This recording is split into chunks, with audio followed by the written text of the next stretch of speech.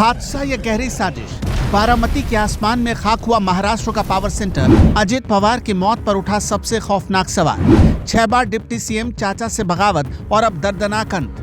राजनीति का वो बाजीगर जो आज नियति के सामने हार गया। मौत से चंद घंटे पहले वो रहस्यमय पोस्ट, साफ मौसम में प्लेन क्रैश कैसे, क्या अजित पवार की जान ली गई। 26 जनवरी 2026 की वो सुबह महाराष्ट्र के इतिहास में कभी न भूलने वाला काला अध्याय बनकर आई।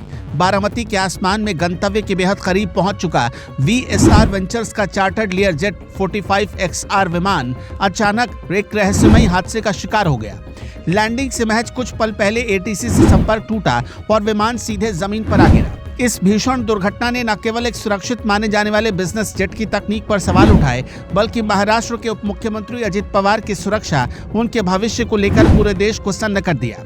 हालांकि बाद में पता चला कि ये विमान जिस कंपनी ने सर्विस के लिए दिया था, उस कंपनी का इतिहास ही काला रहा है। यहाँ तक कि विमान को उड़ाने वाले पायलट को 3 साल के लिए बैन भी किया जा चुका था, क्योंकि शराब पीने और नशे का आदी था। खबर तो यहाँ तक है कि जानबूझकर खटारा विमान दी गई थी अजित पवार को। अजित पवार का सियासी सफर किसी फिल्मी पटकथा से कम नहीं रहा। अजित पवार के पिता अनंत राव पवार फिल्म जगत से जुड़े थे, लेकिन अजित की किस्मत में राजनीति की धुरी बनना लिखा था। पिता के आकस्मिक निधन के बाद पढ़ाई बीच में छोड़कर उन्होंने अपने चाचा शरद पवार के मार्गदर्शन में 1982 में राजनीति का कहरा सीखा। सहकारी चीनी कारखाने से शुरू हुआ उनका सफर पुणे जिला सहकारी बैंक के 16 वर्षों के अध्यक्ष पद तक पहुंचा, जिसने उन्हें जमीन से जुड़े नेता के रूप में स्थापित किया। साल 1991 में पहली बार सांसद बनने के बाद उन्होंने अपने चाचा के लिए सीट का त्याग कर वफादारी की मिसाल पेश की। इसके बाद वो लगातार 7 बार बारामती से विधायक चुने गए। उनके 45 साल के राजनीतिक करियर की सबसे बड़ी खूबी ये रही कि उन्होंने खुद को महाराष्ट्र की राजनीति का पावर सेंटर बनाए रखा। विलास राव देशमुख, सुशील कुमार शिंदे और पृथ्वीराज चौहान की सरकारों में उन्होंने सिंचाई और ग्रामीण विकास जैसे महत्वपूर्ण मंत्रालय संभाले। अजित पवार की राजनीति का सबसे नाटकीय मोड़ आया साल 2019 में। 23 नवंबर की वो सुबह आज भी महाराष्ट्र की जनता को याद है, जब उन्होंने देवेंद्र फडणवीस के साथ मिलकर राजभवन में अचानक शपथ लेकर सबको हैरान कर दिया था। हालांकि वो सरकार लंबी नहीं चली, लेकिन उसके बाद महाविकास अघाड़ी और फिर 2023 में एकनाथ शिंदे के साथ मिलकर वो कुल 6 बार उप मुख्यमंत्री पद की शपथ लेने वाले इकलौते नेता बने।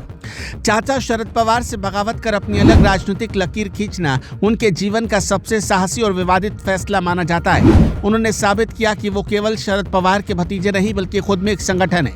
उनके बिना राज्य की सत्ता का समीकरण साधना नामुमकिन हो गया था। हादसे के वक्त विमान में अजित पवार समेत कुल 5 लोग सवार थे। लैंडिंग स्ट्रिप के पास मलबे में तब्दील हुआ विमान कई अनसुलझे सवाल छोड़ गया।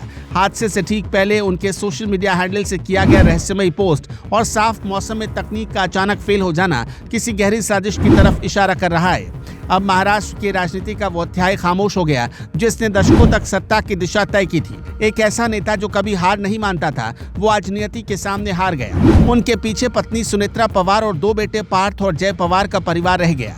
जांच रिपोर्ट क्या कहती है भविष्य की बात है, लेकिन अजित पवार का जाना महाराष्ट्र की सियासत में एक ऐसा शून्य पैदा कर गया जिसे भरना असंभव होगा। दर्शकों, आपका क्या मानना है, हमें कमेंट में जरूर बताइएगा।